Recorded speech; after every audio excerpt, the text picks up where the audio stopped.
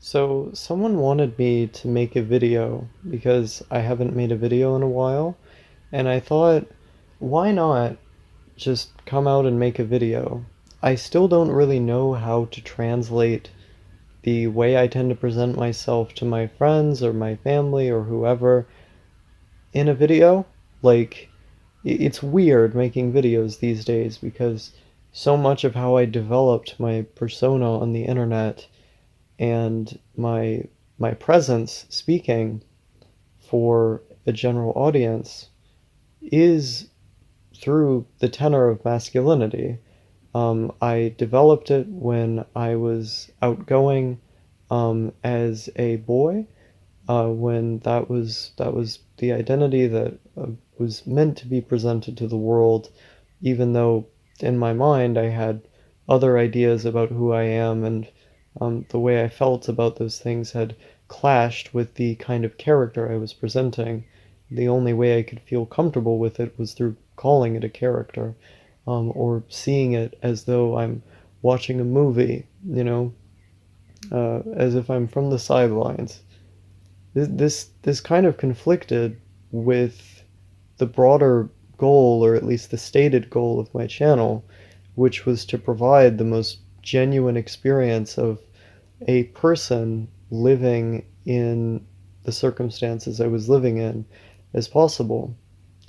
I frequently did, live streams that were 7 hours, you know, every day, videos every day, this kind of thing, or periods of time. And that gave you this perspective on me that, like, wow, she really is living this lifestyle. And that lifestyle is something that I am, in a secondhand way, experiencing. Because you didn't just see me stating things. You didn't just see me giving explanations for thought processes I had. You saw me making food. You saw me for so many hours in my room that day that you could get a piece of at least half of my day, sometimes a lot more. And that was neat. It was neat to be able to experience the life of a person on video, just because there was so much video. I was living out the character that I was portraying. The isolated NEET who's not afraid of anything and just kind of lets themselves go, who's obsessed with the things that they're interested in and has to talk about them all the time. This isn't to say the autistic aspects of my personality aren't clearly there. I mean, they are. The character was based on myself, but the heightened presentation of ideas, um, and the way I'm talking now is something that these are things I had to train myself to do. And so it's difficult for me to reconcile, the original goal of being the most, genuine creator or whatever, with having to present myself this way simply because I don't know how else to present myself in video. Um, because it's not really an accurate portrait of what's happening. And on another level, I'm like, well, why the fuck am I making videos if I'm not making them frequently? If there's only going to be one video in like a month or in like 2 months, why am I not making that the best video? It feels like I'm kind of being cheap to the people who are watching. But I don't think I should consider that so much. Because for one, I'm not getting paid to do this, and if people don't like the videos, they can come and go. I think the general style that people come to this channel for has largely been the same. Videos of me just going on and on and on about whatever. Some people chose to watch the videos about topics they were interested in, and then they chose not to watch the ones about others. Maybe if I learn how to get back into more of a variety of things, there will be more things for different people. But at the end of the day, I'm making these things because I like the act of doing it. And perhaps, viewing myself as a character still, viewing this not so much as a recorded a a recorded like catalog of my life, in the most direct sense, and more so a recorded catalog of a character based around myself until I can find a way to synthesize who I am, um, into video. Um, you know, that could be a good approach. Um, but I wanted to make this because that guy and a couple other people I've seen around seem to really miss my videos. And I know my videos have been really helpful for a lot of people, so I want to be able to do them, um, regardless of whatever confusion the transitionatory period I'm in with my content and with my life may cause. Um, because it's like, you know, being trans is just a thing. It's just a thing that you are. Like it's not like it.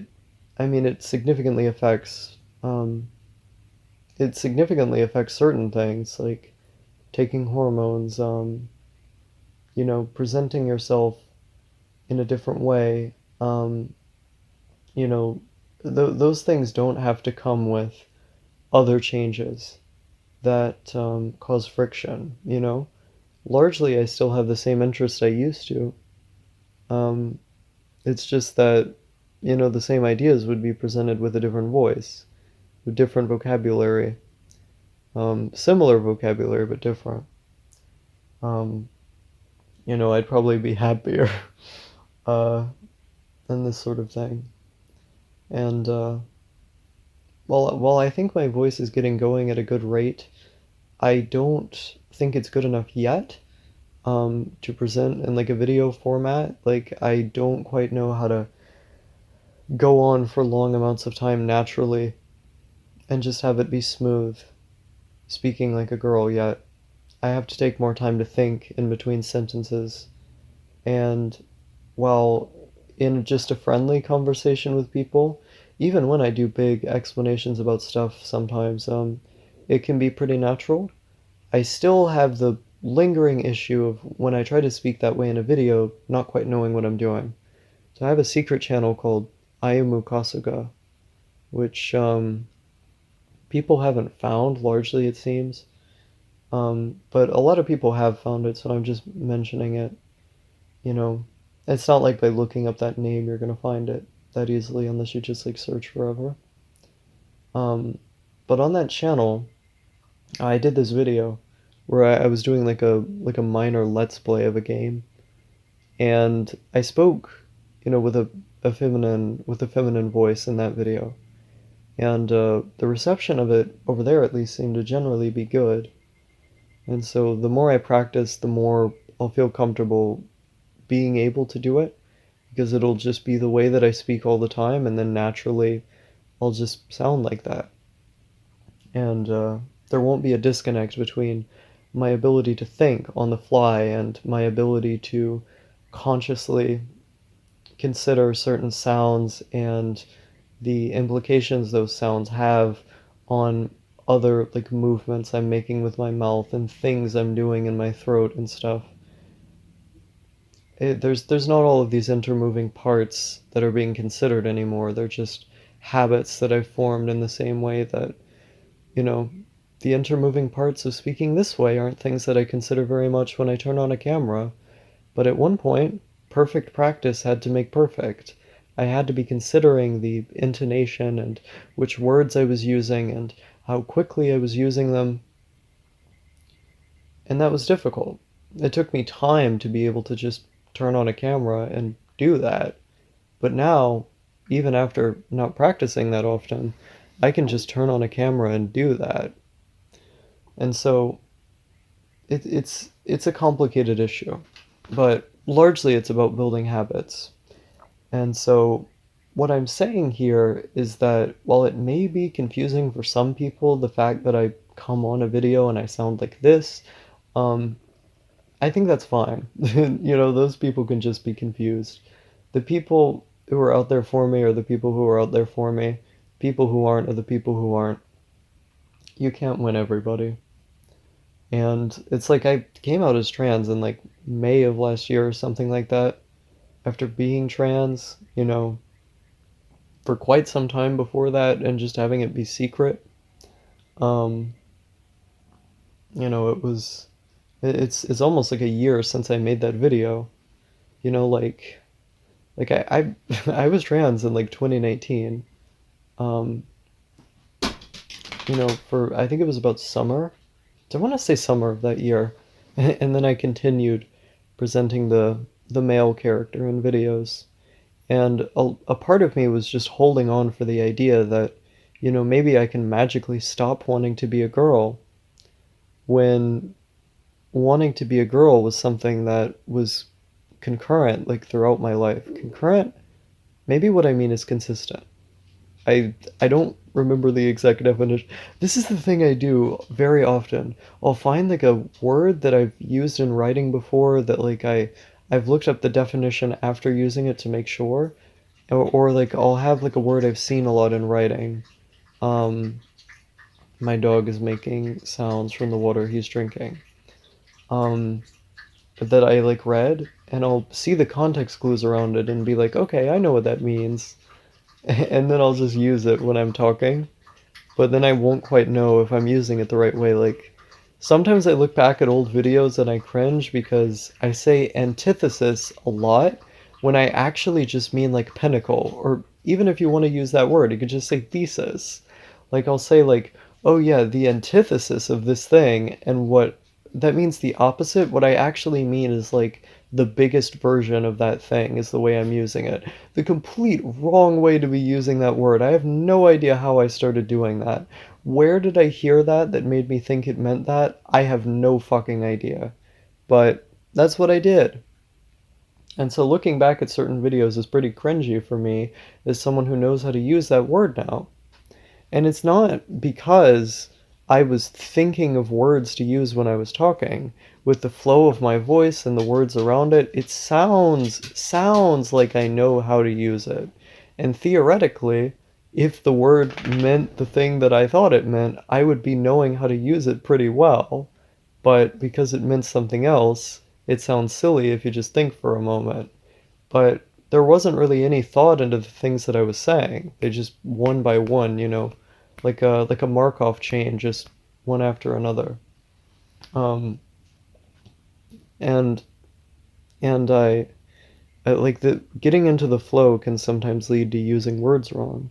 It just so happens that I have a lot of complicated words flowing around in my head that I've heard in other places that like I compartmentalize in this way um, that I associate them with certain contexts, even if I don't know those contexts are quite correct. Like when I was recording the Crab Stack Let's Play earlier today, or well, technically it's yesterday, I I thought like fail son was like a word that was like not new.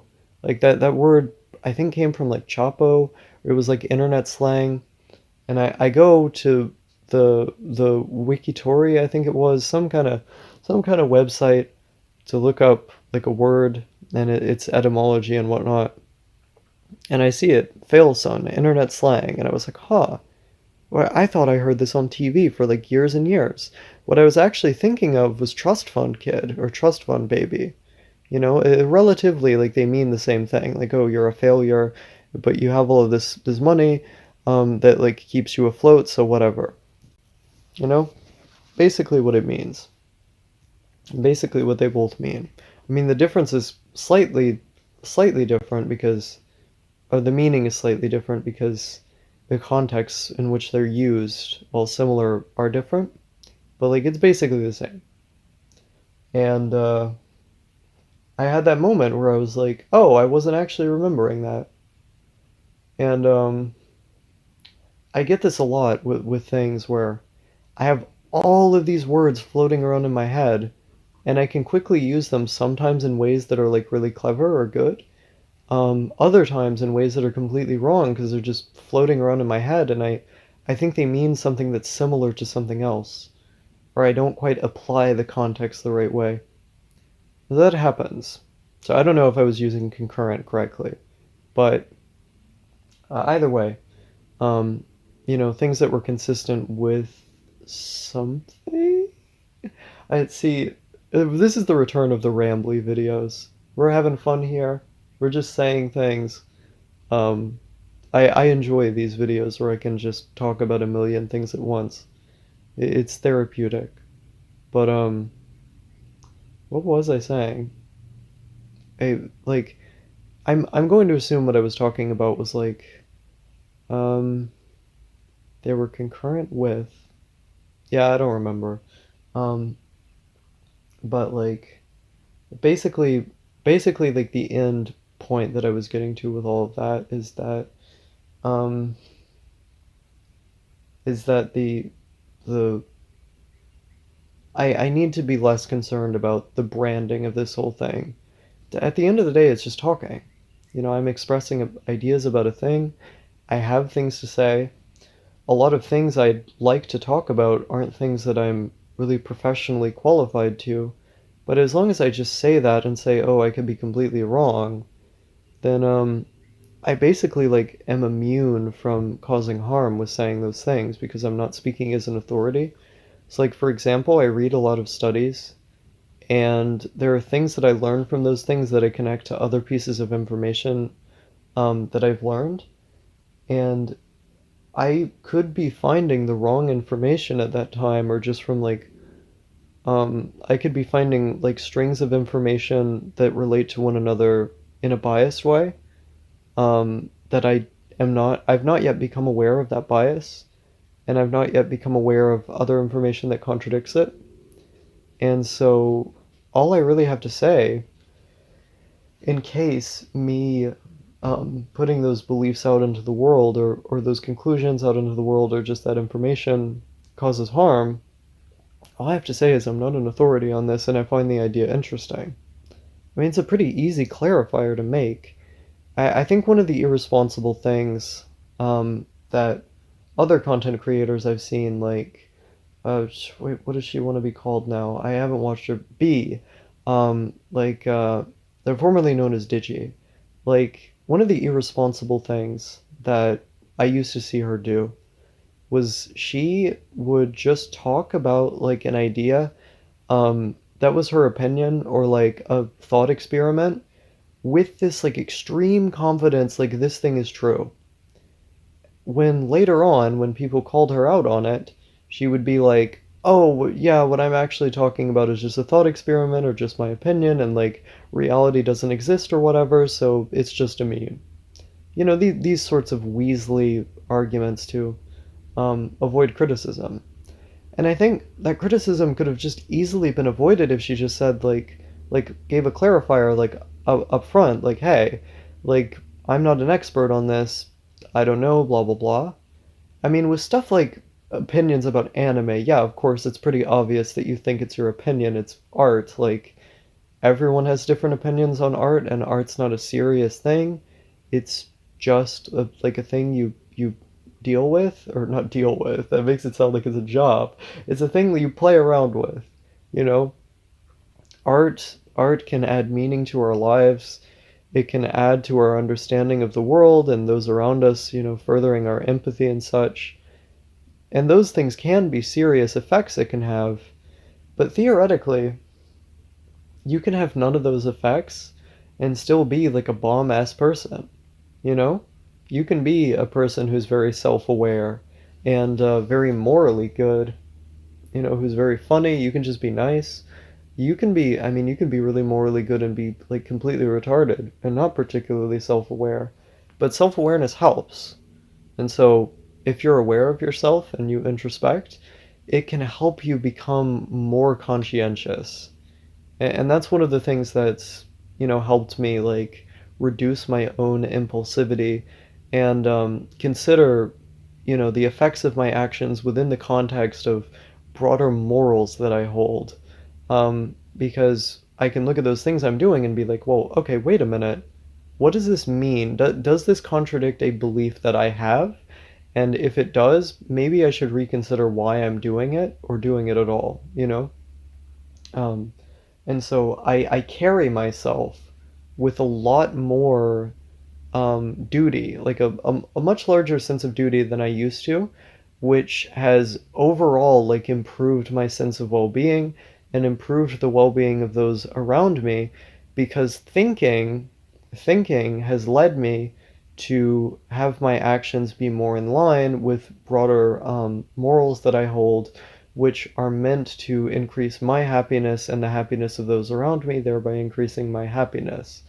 Um, you know, I and so that's really helpful. That required introspection to be able to do. Introspection that I think even if like you're really dumb, you would be able to engage in.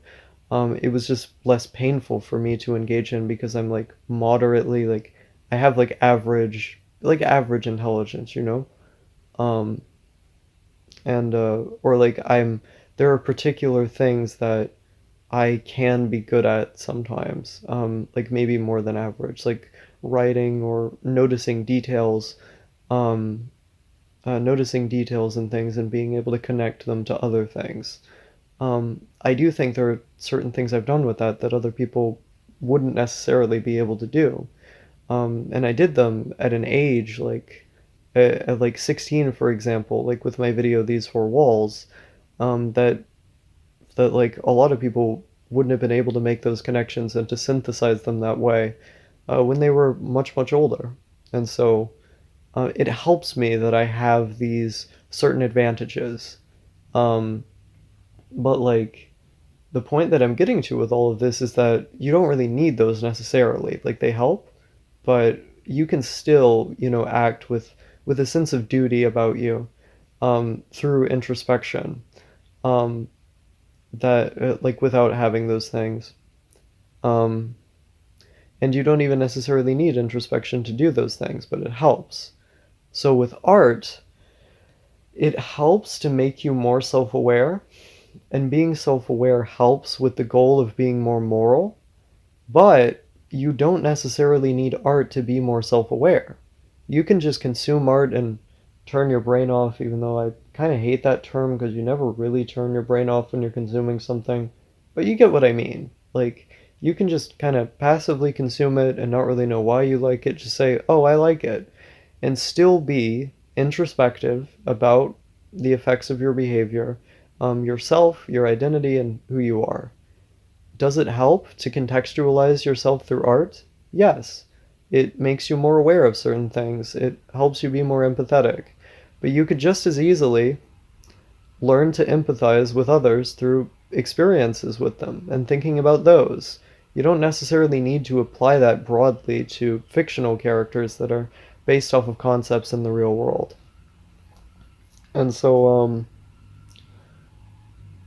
and so like there is value to analysis and to talking about art in a way where you're taking the thoughts you have, introspections you've had, and forming them together cohesively. Especially like if like for example, like when Digi made the video on K-On, like that was a show that people weren't viewing the same way until they watched her analysis video. They couldn't see the same show. And so when they watched it, they consciously applied the new perspective that she had seen the show through, and that allowed them to notice all of these details that made the show much more enjoyable for them. And and that was an argument that she was making for the merit of the show in a particular way. Anyone subjectively could have liked that show, and it would have been based, it would have been comfy and cool, but it wouldn't necessarily lead to them like providing a rational argument for why it benefits the world to exist under certain under certain presuppositions, um, and once all of that was brought to light, it allowed people to get a lot more out of the show. Like, wow, I've added meaning to my life in this way. I understand people in this way. These emotions that I have, let me think about those. You know? Now you can feel them because you can see the thing that made her feel them, etc. Those are good things. doesn't necessarily mean that there's an objective way to view art, because there's not. It only means that your personal sense of meaning with the series can be enhanced or added, like, in the first place, because you have a renewed perspective on it. And so arguing for those things is important, but presenting yourself as if, what you're saying isn't just arguments that you're putting together, arguments that could potentially be refuted, I think is just irresponsible. Or not irresponsible, but, like, it's irresponsible depending on the context. Um, I have to drink water. Yeah, hopefully that all made sense. I was being pretty wordy there. It's been a while since I've done this, so I'm still trying to figure out how to do it. Holy shit, I need to breathe air.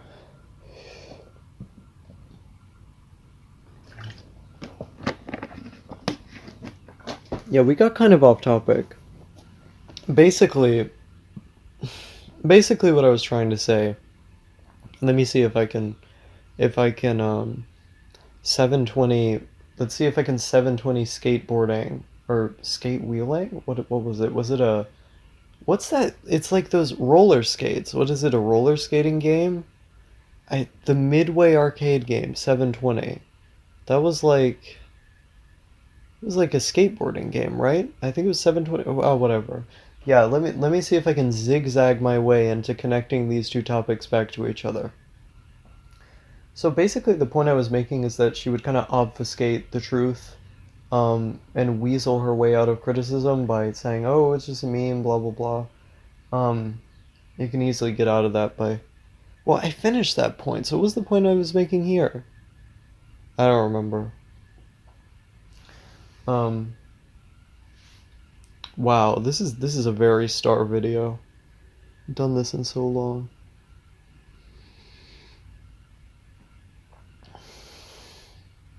But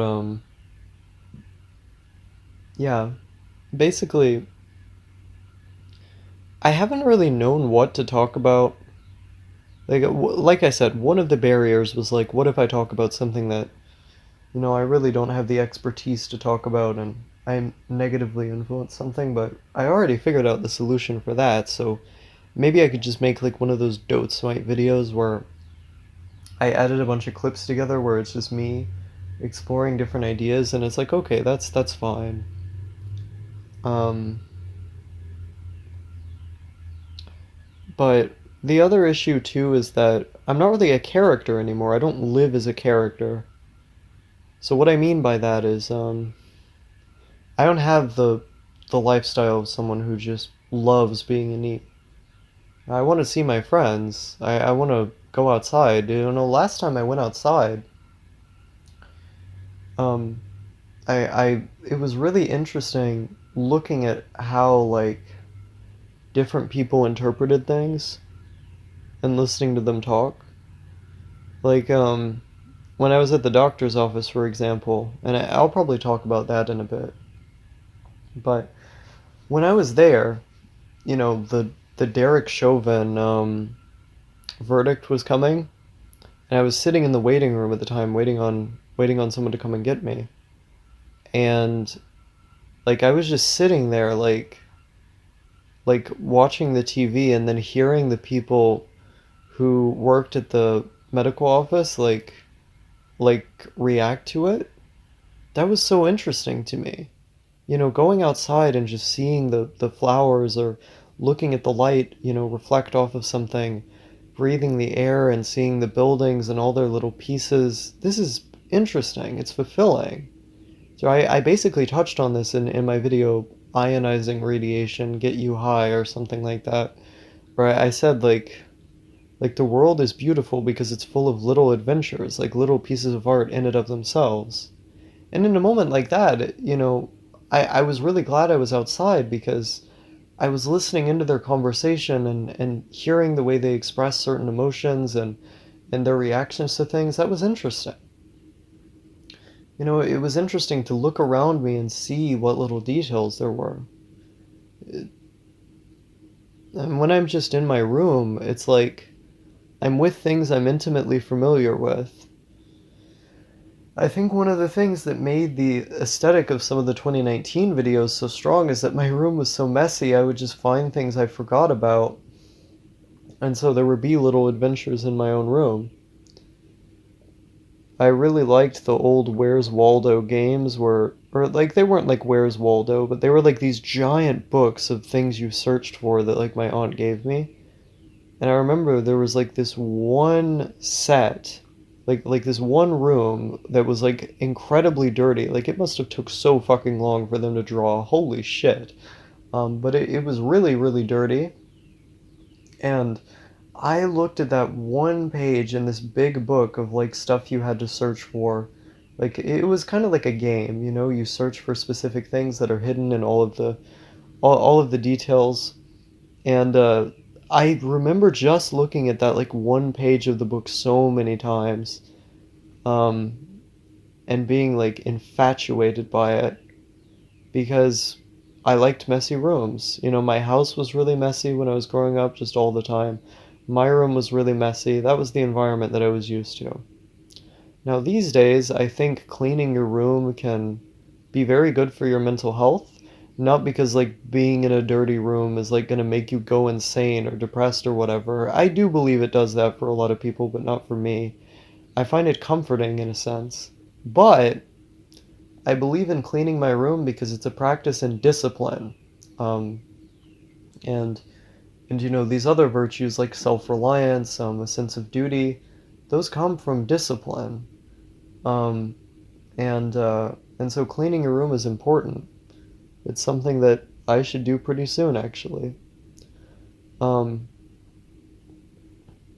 but yeah, like I forget exactly what point I was getting. Oh yeah, so I think the sense of adventure in some of those old videos, like if you really go back to some of those old streams or some of the videos I made on Star 2 in 2019, it came from my room being just such a mess.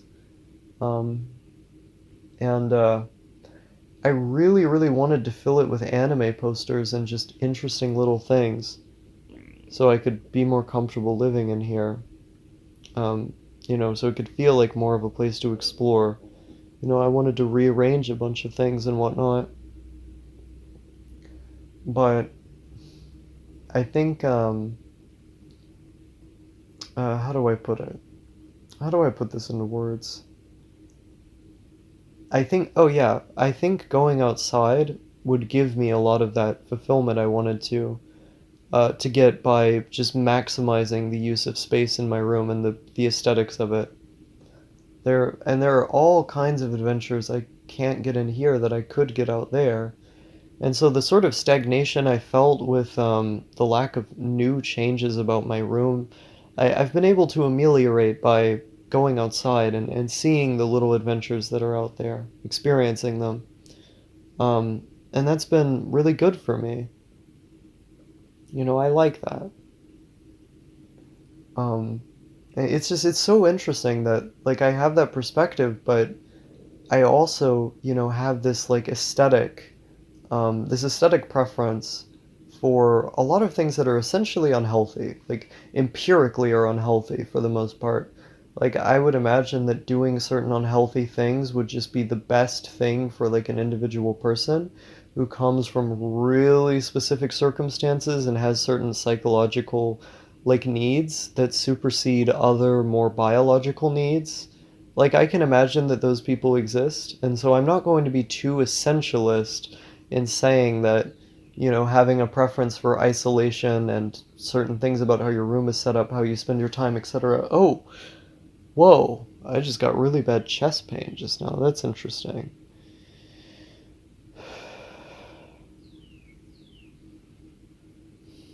Could have been an oxygen thing. And so on, are not like, I'm not going to say those things are absolute, right? But generally, like if you speak to most people, like 99.9% of people, going outside is a good thing. Having friends is a good thing. Having relationships is a good thing. You know, having the right diet is a good thing. Exercising is a good thing. These are all things that'll help you. They're not a silver bullet. They're not going to cure your depression, but these are good things.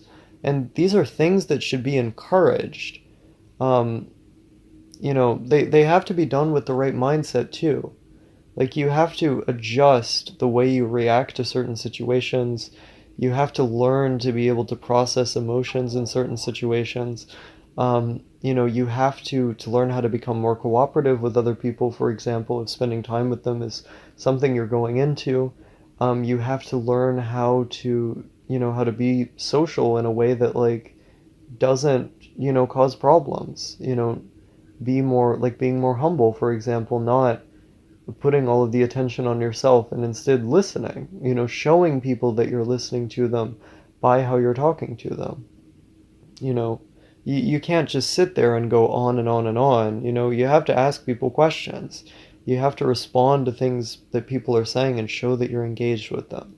You can't get into conflicts with people over things that, like, you make these fundamental aspects of your identity. Like, say, for example, I don't know, someone attacks some food you like or some game you like or a political belief you have, and all of a sudden you become so angry because you're maybe not confident in it enough, like you're insecure, so hearing someone challenge it like just brings your piss to a boil. Or maybe you care about it too much, and you see it as like a moral failing on the part of that other person to have those differences with you. And maybe, if it's a more serious topic, it is, but interacting with people who have certain moral failings isn't necessarily a bad thing. If you also receive a lot of good things out of that person and you have more common ground than, opposing forces. And being able to work off of that common ground when you're talking about these things, or to simply accept that, hey, like, we're just different in these ways, will lead you to being able to smooth things over a lot more. Now, these are the kind of things I'm talking about. Just having a cool head about a lot of stuff helps being able to cooperate like a lot, and I mean a lot. Um, and so there are so many different things like you also have to work on at the same time you're doing these things. I mean, even just with something like being more active. I mean, you have to have discipline with that because it's a thing you're doing every day. But as far as developing discipline goes, it's a pretty darn good thing to start with because of how much pleasure it releases from doing it after doing it for enough time. Um, and also it just being like a thing, like it's physical activity. It's one of the easier things you can start out doing. Cleaning your room, it's one of the easier things you can start out doing, making sure you have a routine with that and that it gets maintained. um, you know, there's a certain mindset you have to have about cultivating these things. Like, if your goal is to read a book every day, don't see reading a book as like, I have 300 pages to finish and this is an arduous task. See it as, I have these 10 pages that I've made a goal to finish today, and I'm going to treat each individual page that I flip as an individual win. I I got through this page. Damn, I'm smart today. I got through this page. Wow, I'm really making progress. You can't see it as this big thing that you have to do because your brain can't perceive doing that much at once. You have to see it as these bite-sized pieces that you're rewarding yourself for making it through, because those things are things that we can perceive. We can perceive little subsections, little individual battles that we're ultimately winning to get to the larger victory. You can't win the war of finishing the book if you're thinking about what's 1,000 miles away from you. I mean, you kind of have to think about that, but in order to get there, you have to be thinking about what's 5 miles away from you first, right? Or else all of your infantry will be taken out because you didn't plan for that. Instead, you planned for something that's way far away. Um, it's not to say to focus on one over the other, but like, um, focus on one over the other, if you get what I mean. Um, I mean, that analogy kind of only applies. with like really complicated books, like, okay, I gotta know this terminology, I gotta look this up. I don't know, that was a bad analogy. Wow, this is a really rambly video. Like this is the star content that I feel like certain people really want. Just me going on and on. Um, but let's see, what else is there? I'm trying to think. Okay, so yeah, I made it overcomplicated. Basically, just small victories, focus on those. It helps you be productive with things. And that's an example of a change in mindset. That's an example of a change in approach. So it's not enough to just do the things. There has to be an overarching sense about yourself, and about how you conduct yourself that goes with those things to keep you, like to help you maintain them. And alongside that, you have to improve in other areas beyond just these areas that are like empirically like proven to improve your health. And that's the other thing too. Stepping outside of your mindset and your preconceived notions, your biases, this is really, really helpful for being happier. Because if you look at my channel, for example, it would have seemed absurd to hear me say the things that I'm saying right now. Like, oh yeah, exercise is good, eating healthy is good, um, having friends is good, having a relationship is good. All of these things, like if you look at some of my older videos, I was like, fuck the system, fuck people. I'm just going to be out on my own. I don't want anything to do with anybody because I'm doing the best thing for myself. And I still agree with the anti-essentialist argument that like the idea of health isn't always broadly applicable in certain situations. There are certain people that fall outside of that binary that while like there are certain like broadly applicable like biological assertions we can make about them, there are psychological uh, I was going to say issues, but I don't even know if we can call them issues. Like the only reason they would be called issues is because the society we come from has deemed them as such. Maybe they cause some amount of disorder or are like weird, and so maybe we would put someone in that box, but like there's not really a real reason to put them there. Either way, maybe someone doing something harmful to themselves in the sense of like withdrawing from socializing or choosing like a more short-term pleasure, like, and shortening their lifespan in that sense is just the best thing they can do. Maybe there are like issues that they have that I just don't understand, that like they like on a personal level have just decided like this is what's best for me and it's the best I can do in this situation, and sometimes you just have to get through life coping your own way. I can totally see scenarios that are so specific that like that's just the thing that person has to do. But that is not most people. Like again, that's a 0.1% chance. And I am not in that group of people. I don't think you are either, most likely. But I took the anti-essentialist arguments I was making to an extreme. I also made these like weird justifications that for myself, like not only do I fall under that category of like, even though I'm a minor and I have very little experience compared to other people, I've learned less things to be able to have a proper framework to interpret those experiences, because that's also really important. Like experience in and of itself doesn't mean shit. Like if you're not like able to learn from those experiences, you basically don't have anything.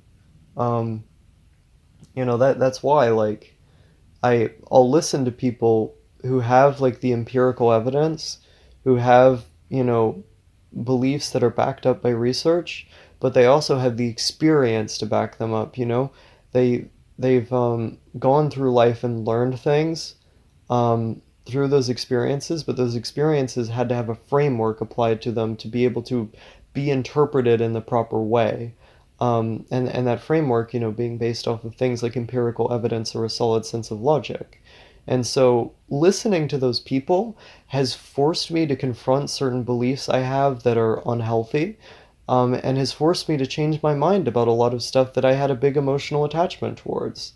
And to realize that, like, I was making certain logical leaps. I would say, like, oh, Buddhist monks, they're happy and they're isolated all the time. It's a pretty fucking different circumstance than being in your room on the computer all the time. But it would be to make the point that human beings are capable of extreme isolation and they're fine, without realizing, how individualized those circumstances really are. Um, and, it was almost like I applied a new sort of essentialism to my anti-essentialist arguments. And now, I see the errors in what I was saying, and I see the emotions that were informing those, like that part of my identity. I identified with a lot of beliefs and with a lifestyle that was bad for me.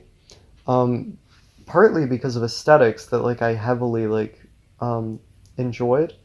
Um, the hikikomori aesthetic and whatever. And I think part of how I got into that aesthetic was a way to cope with how severely socially anxious I was, and with my own isolation. There was a time when I really enjoyed my isolation, even though, like, part of why I came there was because I was so terrified of people. Part of why I came there was because there were broader, like, issues in my mental health that were keeping me from going out. Um, Eventually, at some point, I just stayed there. And part of what was keeping me staying there, besides, like, still enjoying it to some extent, until I didn't, of course, and then at that point I was just prolonging suffering with my beliefs. Part of what was keeping me staying there was those beliefs. Things that I had said, this is me, this is a part of my identity. And because it was a part of my identity, challenging it was like challenging myself, you know? And so by saying, hikikomori is bad for you, being isolated is bad for you, I was almost saying, I am bad, you know? And that's way harder of a thing to deal with than saying, like, this belief, I think is true right now is bad.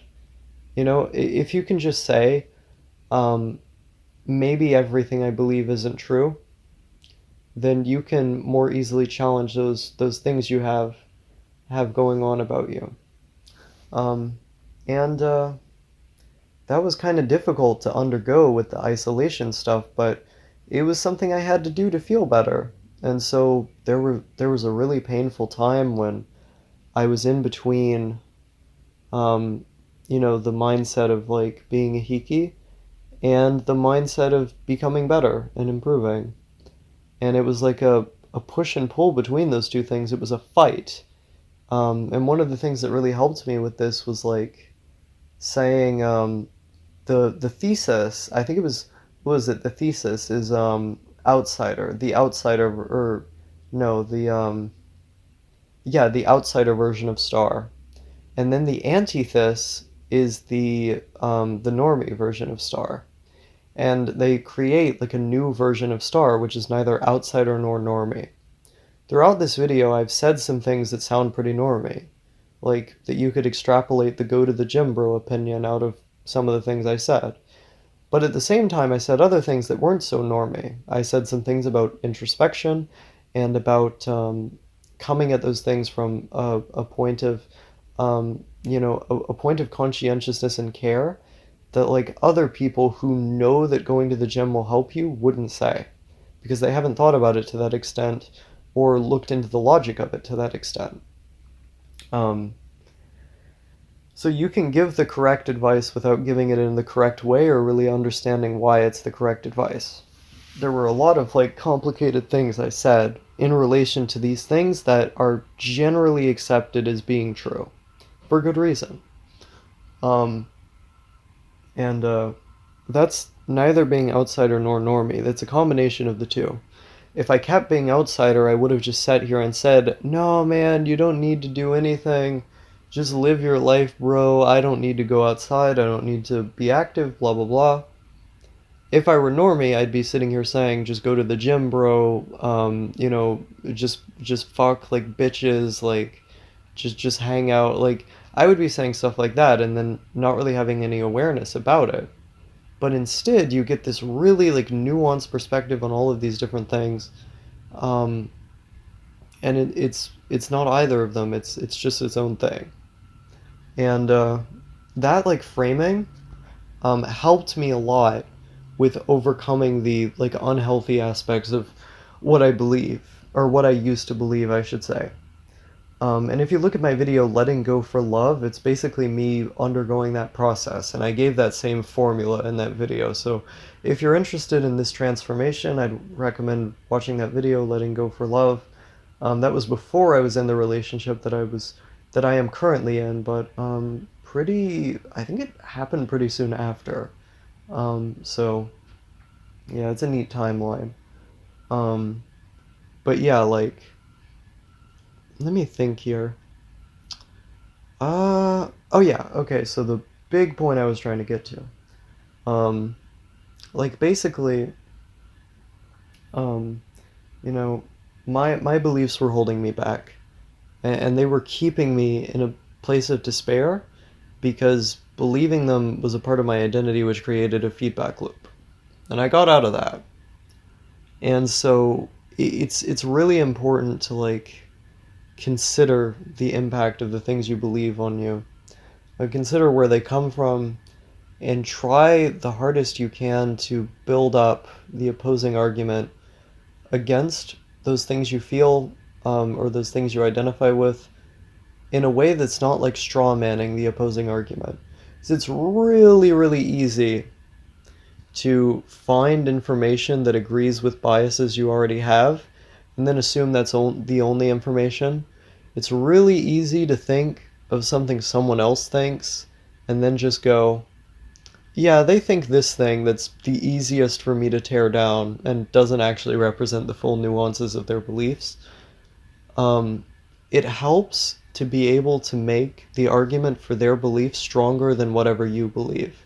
Because at that point, you can be able to improve the issues with your line of argumentation, or you can come to a new perspective entirely because you realize that they had a clearer logic, or they had a logic that holds up more, that has less contradictions.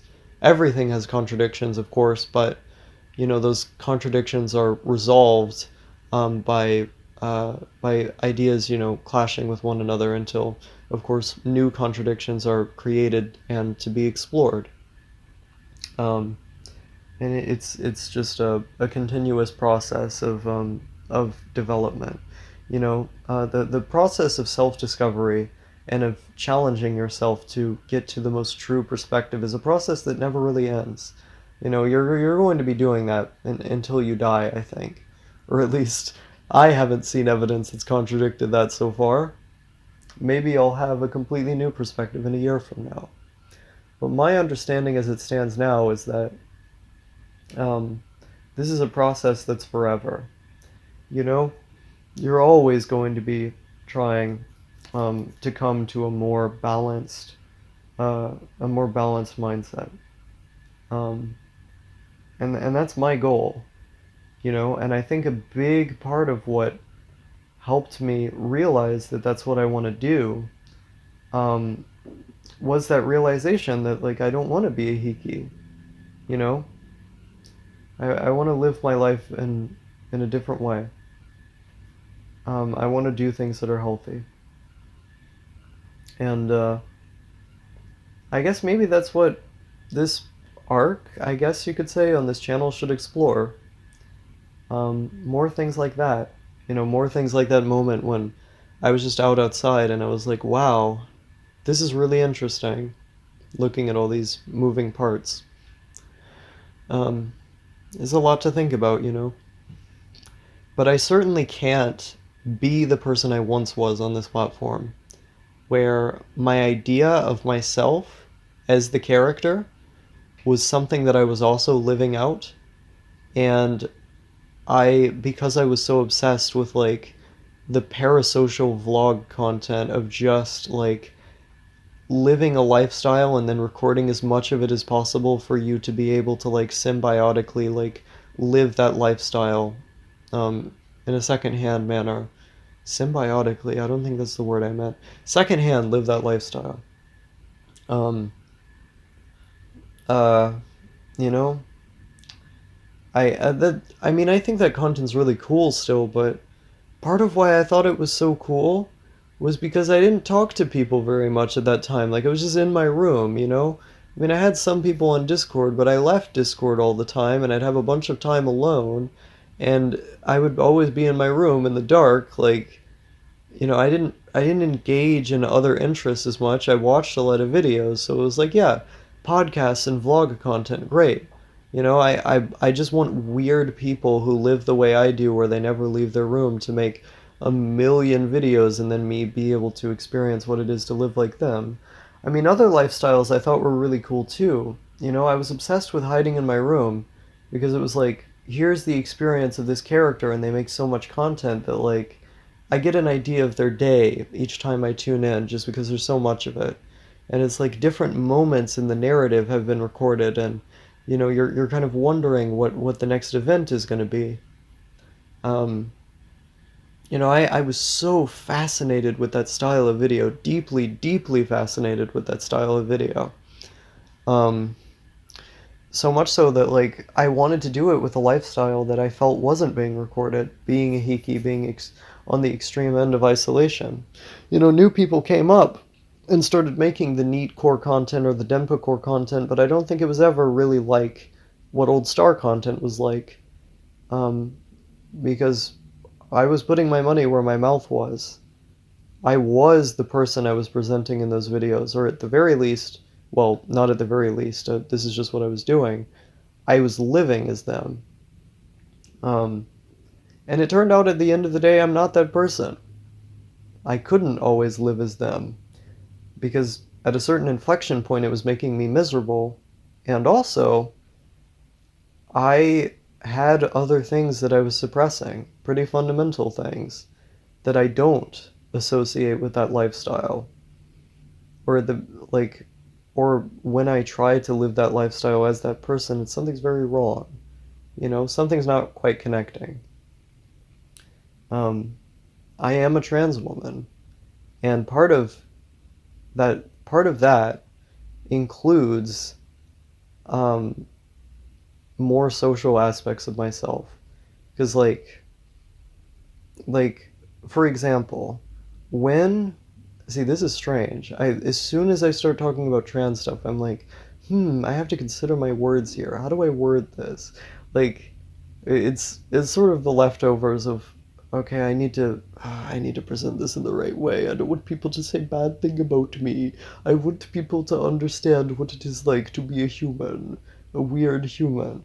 No, I don't need to explain it perfectly. Um, you know, part of that is being very happy when I am presenting myself as feminine. And that is something that happens because you're being recognized by other people. It doesn't happen for any other reason. It can happen internally, like, I like this thing I'm wearing, I like this way that I'm speaking. That can all happen when you're by yourself. But there needs to be recognition from other people to really get the full effect of the feeling. And that's like an external validation of who you see yourself as. In my particular case, this was something that I had wanted to do ever since I was a little kid. You know, I believe I believe it said that, like, the concept of gender isn't really, like, instilled into children or, like, understood until you're like 5 or like 6.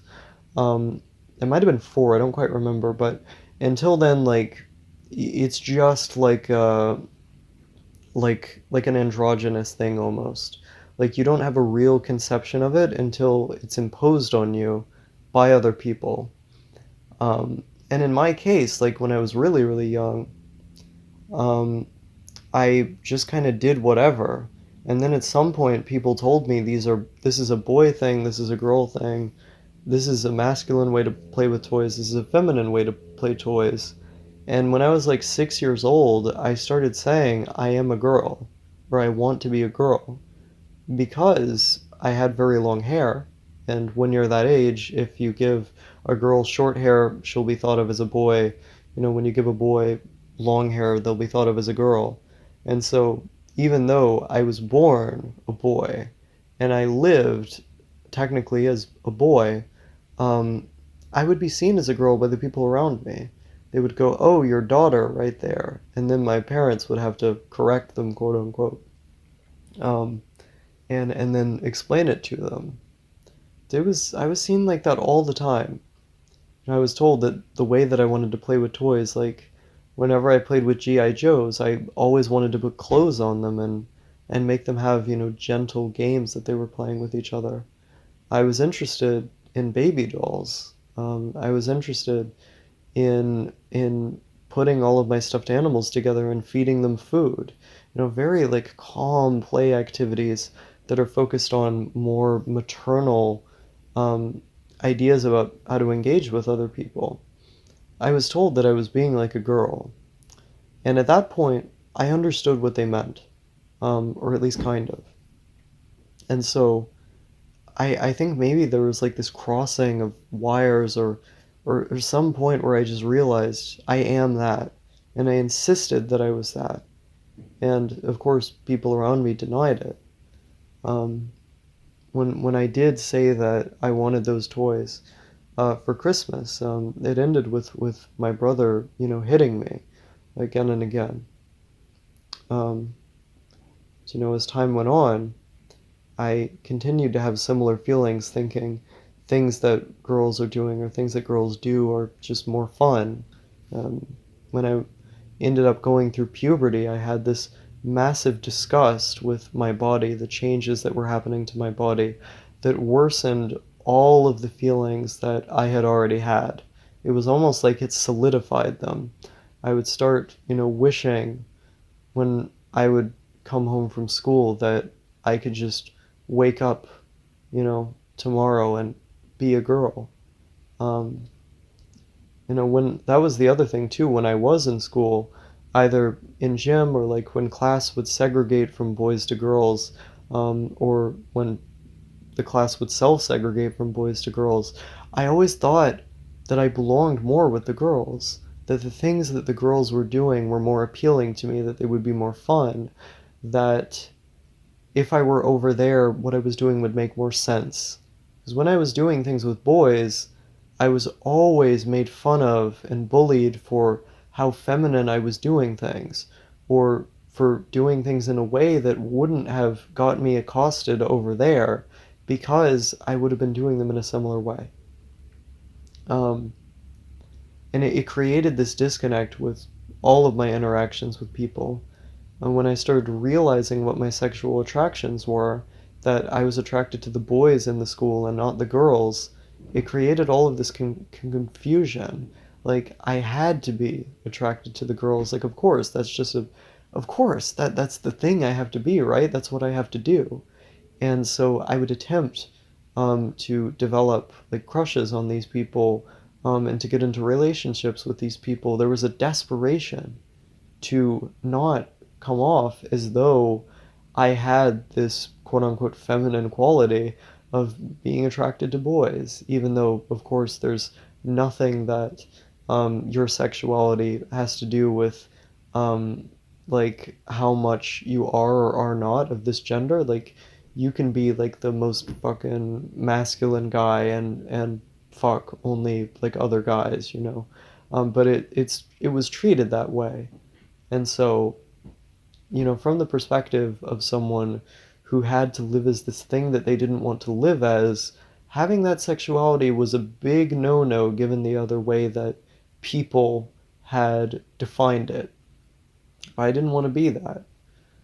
The first time I jacked off, I had jacked off to gay porn, and I felt extremely guilty afterwards, even though I liked what I was doing.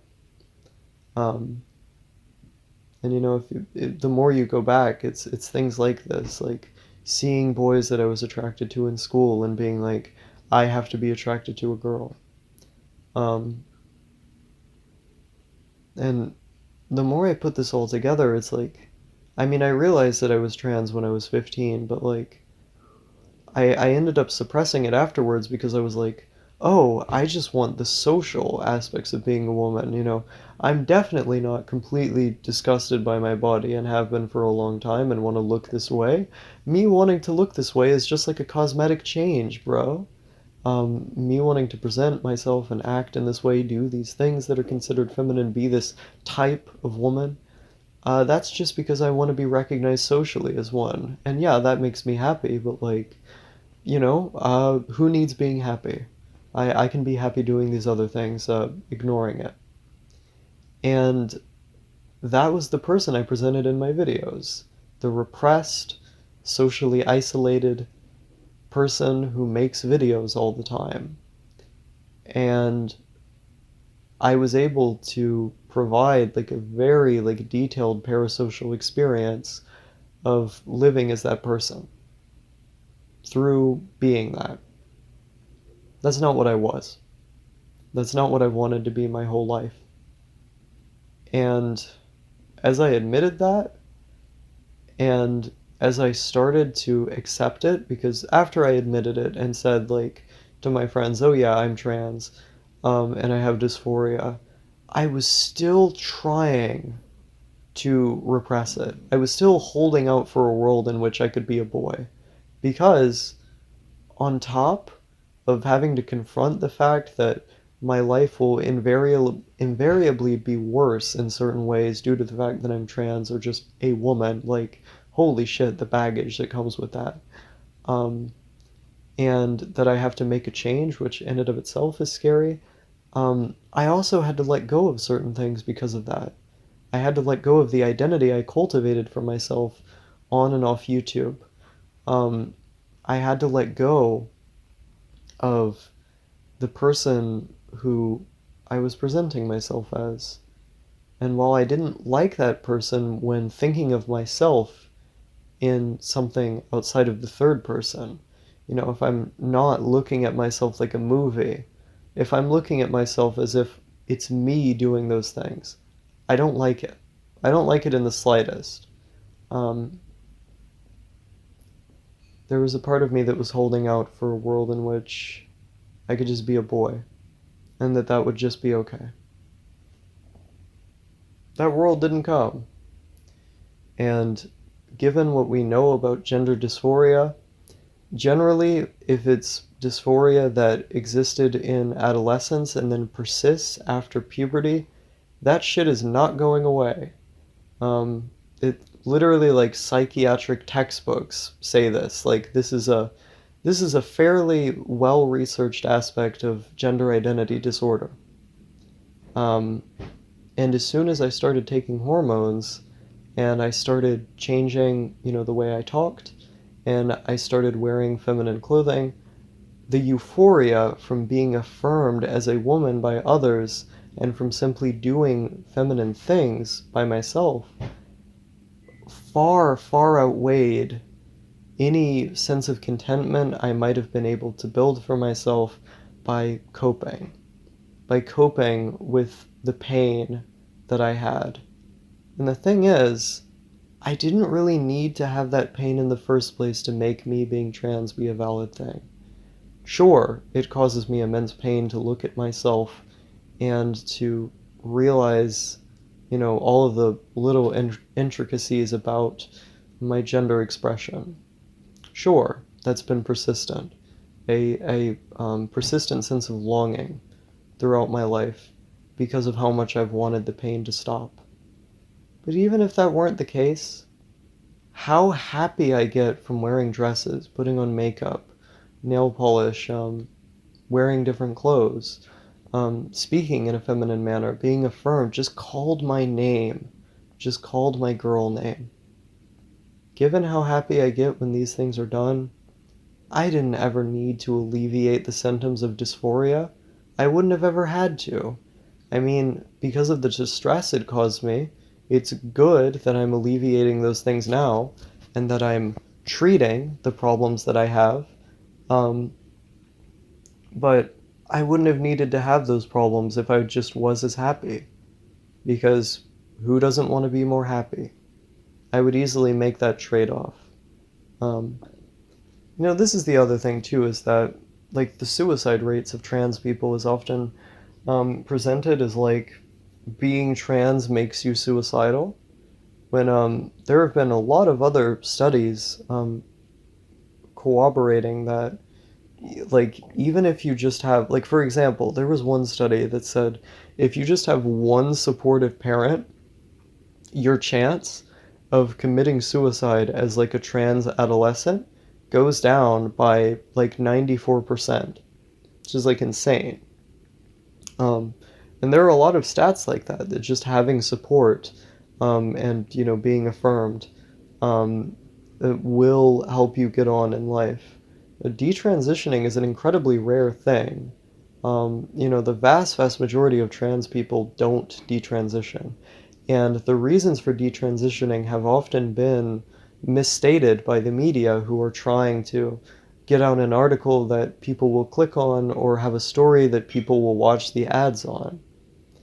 Usually the reasons have to do with not having enough money, being in a place where being trans is simply too dangerous, not passing well enough to be able to do stealth, and the broader issues with our society that make being trans difficult, to where those people realize that living with their dysphoria is preferable to having to deal with those things. Um, and a lot of those people, or I mean, I don't know the exact number on this particular thing, but some of those people do kill themselves too. Those people who have detransitioned. Um, and again, like, the actual number of them is really low.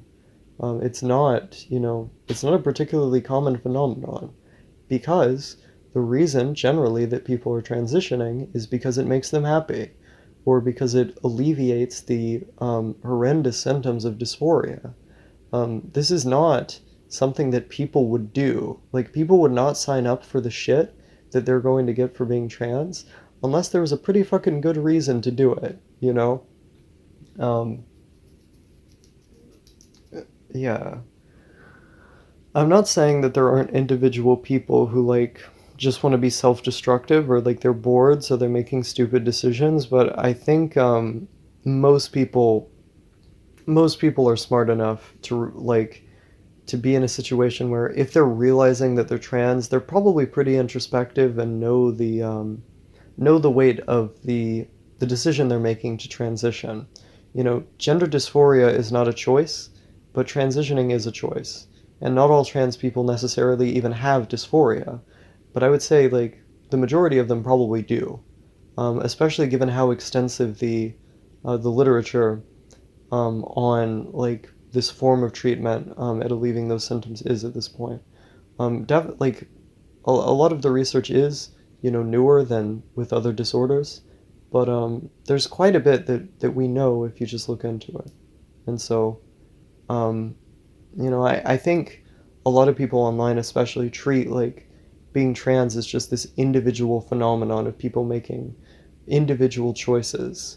They don't see it as like, this is an antidepressant these people are taking, or this is a thing that is making them happy, and that it's just a ethically neutral choice that's being made to transition.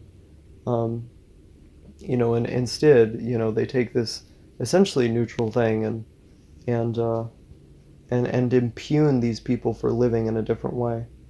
It's really, really sad. But ultimately, the opinions of those people don't matter, because they were stupid enough to impugn people for something neutral in the first place. And if someone doing something neutral upsets you that much, then maybe you should reconsider certain things about how you see the world and how you process your own feelings. Maybe you should consider why you have those feelings in the first place. Um, there's no harm that's being caused to anyone else by being trans. Um, and so the long and short of what I'm getting to here is that my development, as a person, um, not so much is hinged on this, but there were a lot of things that I couldn't improve on until I recognized this really fundamental thing that I was suppressing. Um, And that led to me improving in other areas because it was easier for me to acknowledge the truth in those areas too. Once I began looking outside of myself, looking outside of the narratives I had crafted for myself, and critiquing myself, and began critiquing myself. And in the process of doing that, not only did I come to terms with my own gender identity, I came to terms with a lot of other wrong-headed things I believed, and have, in the process, become much, much more open to things that would have made me feel better all along. And that's where I'm at this point. So much of this channel was me being the person who lived a different way, and now I live this way. I'm still in my room more than I'd like, but the process of getting out and the process of improving has been so much more like, what do you call it? There's a specific word I'm looking for. Um, okay, I'm gonna really harp on this word if I don't find it. Whatever. It's been, I don't want to say clear view because I say clear view in a lot of vlogs, I feel like. But it seems, or it's much closer in reach, like the things, there's a lot of immediate things I've improved on, a lot of like broader things that, have been issues for years that I've almost totally eradicated. And like the idea of being in a much healthier place, it feels like it's in reach. And so I'm much more optimistic in that sense. And that's part of why like this content, isn't going to have as much of a clear narrative behind it. I'm not going to be able to say, I am Star, the NEET, who's socially isolated, who makes videos all the time, and is always in the dark. I am instead going to be able to say, like, hey, I'm this really complicated, or not complicated, I'm this trans person who's going through the motions with improving all of these other things, and is doing a pretty good job of it so far. But also, I had all of these other things I did before that people are kind of thinking of me in those terms, so I don't really know how to present myself at this point, and I'm going to be presenting myself like this for right now. And we're going to, I don't know, get through this together or something. I don't know. I really don't know. I think there will be a point when I've developed enough, and I'm at a different enough place in life to be able to like determine how the Osaka Syndrome channel is going to be like presented aesthetically, and what what narrative, what is the story of this channel. There's not a character in the same sense. I mean, right now I'm just saying things that are all true, but I'm presenting it, in a similar way to the old character, but that's just because it's easier for me to talk like this. And so it's complicated. It's all wacky. It's all wacky and complicated. But we're gonna get through it together, I guess. And there's a lot of things I'd like to talk about that I haven't talked about yet. So I guess be ready for future videos.